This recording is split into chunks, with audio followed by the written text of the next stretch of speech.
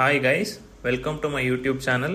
ನೀವು ನನ್ನ ಚಾನಲ್ಗೆ ಇದೇ ಮೊದಲನೇ ಬಾರಿಗೆ ಬರ್ತಾ ಇದ್ರೆ ದಯವಿಟ್ಟು ಚಾನಲ್ಗೆ ಸಬ್ಸ್ಕ್ರೈಬ್ ಮಾಡ್ಕೊಳ್ಳಿ, ಬೆಲ್ ಐಕಾನ್ ಪ್ರೆಸ್ ಮಾಡಿ ಅಂತ ಕೇಳ್ಕೊಳ್ತೀನಿ. ನಾನು ವಿಡಿಯೋಸ್ ಅಪ್ಲೋಡ್ ಮಾಡಿದ ಕೂಡಲೇ ನಿಮಗೆ ನೋಟಿಫಿಕೇಶನ್ ಸಿಗುತ್ತೆ, ಸೊ ನಿಮಗೆ ಅಪ್ಡೇಟೆಡ್ ಇರುತ್ತೆ ಇನ್ಫಾರ್ಮೇಶನ್.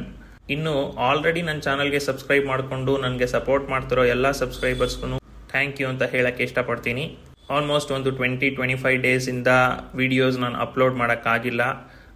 ಬೇರೆ ವಿಚಾರಗಳಲ್ಲಿ ಬ್ಯುಸಿ ಇದ್ದ ಕಾರಣ ನಾನು ಅಪ್ಲೋಡ್ ಮಾಡಿಲ್ಲ. ಸೊ ಈ ವಿಡಿಯೋದಲ್ಲಿ ನಾನು ಶನಿ ವಕ್ರವಾಗಿರೋದ್ರಿಂದ ನಿಮ್ಮ ರಾಶಿಗೆ ಏನು ಎಫೆಕ್ಟ್ ಇರುತ್ತೆ ಅನ್ನೋದನ್ನು ತಿಳಿಸ್ಕೊಡ್ತೀನಿ. ಜೂನ್ 29ರಿಂದ ನವೆಂಬರ್ 15ರವರೆಗೂ ಶನಿ ವಕ್ರಗತಿಯಲ್ಲಿರ್ತಾನೆ ಕುಂಭರಾಶಿಯಲ್ಲಿ. 5 ತಿಂಗಳು ಶನಿ ವಕ್ರಗತಿಯಲ್ಲಿರ್ತಾನೆ.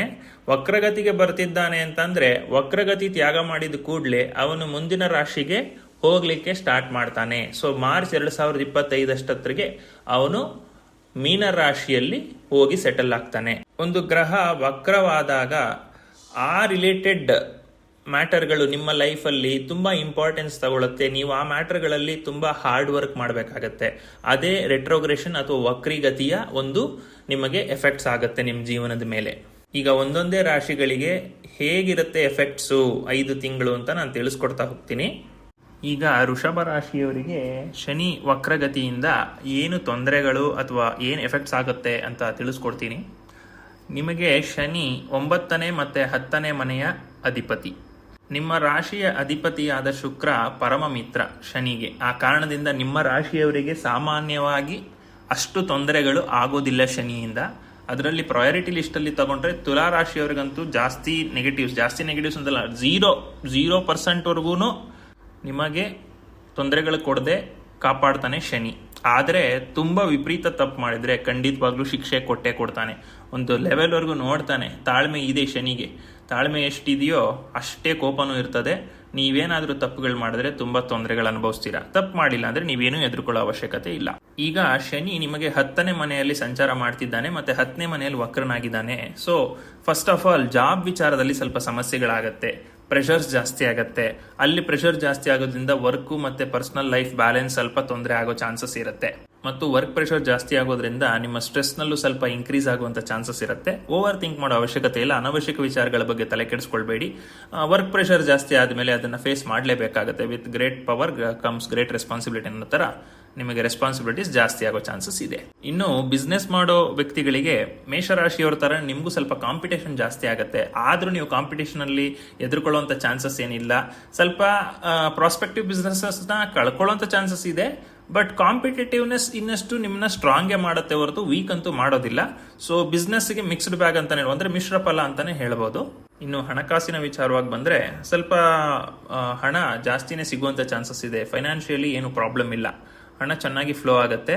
ಸೊ ರೆಸ್ಪಾನ್ಸಿಬಿಲಿಟೀಸ್ ಜಾಸ್ತಿ ಆದಷ್ಟೂ ಅದರಿಂದ ಬೆನಿಫಿಟ್ಸು ಇರುತ್ತೆ ಕರಿಯರ್ ವಿಚಾರದಲ್ಲಿ. ಆದ್ರಿಂದ ಹಣಕಾಸಿನ ವಿಚಾರದಲ್ಲಿ ಅಷ್ಟೊಂದೇನು ಸಮಸ್ಯೆ ಆಗೋದಿಲ್ಲ. ಬಟ್ ನೀವು ಸ್ವಲ್ಪ ದುಂದುವೆಚ್ಚ ಮಾಡೋದ್ರಲ್ಲಿ ಎತ್ತಿದ ಕೈ. ಯಾಕೆಂದ್ರೆ ತುಲಾ ರಾಶಿ ಮತ್ತು ವೃಷಭ ರಾಶಿಯ ಅಧಿಪತಿ ಶುಕ್ರ, ಅದನ್ನ ಸ್ವಲ್ಪ ಕಂಟ್ರೋಲ್ ಮಾಡ್ಕೊಳ್ಳಿ ಅಂತ ಹೇಳ್ತೀನಿ.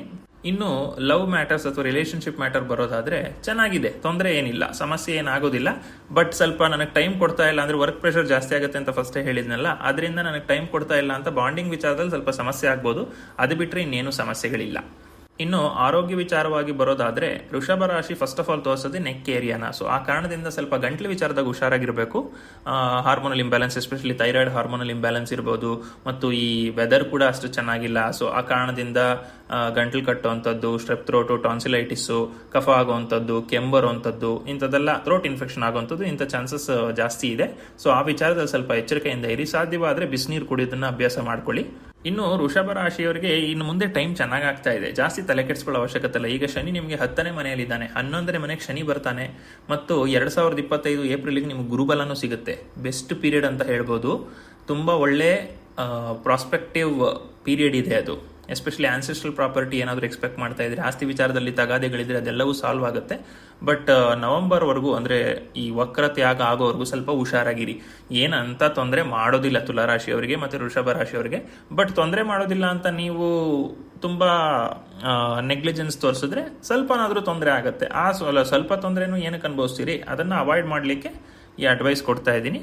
ಸೊ ಇದಿಷ್ಟು ಶನಿಯ ವಕ್ರಗತಿಯಿಂದ ವೃಷಭ ರಾಶಿಯವ್ರ ಮೇಲೆ ಆಗ್ತಿರೋ ಎಫೆಕ್ಟ್ಸು.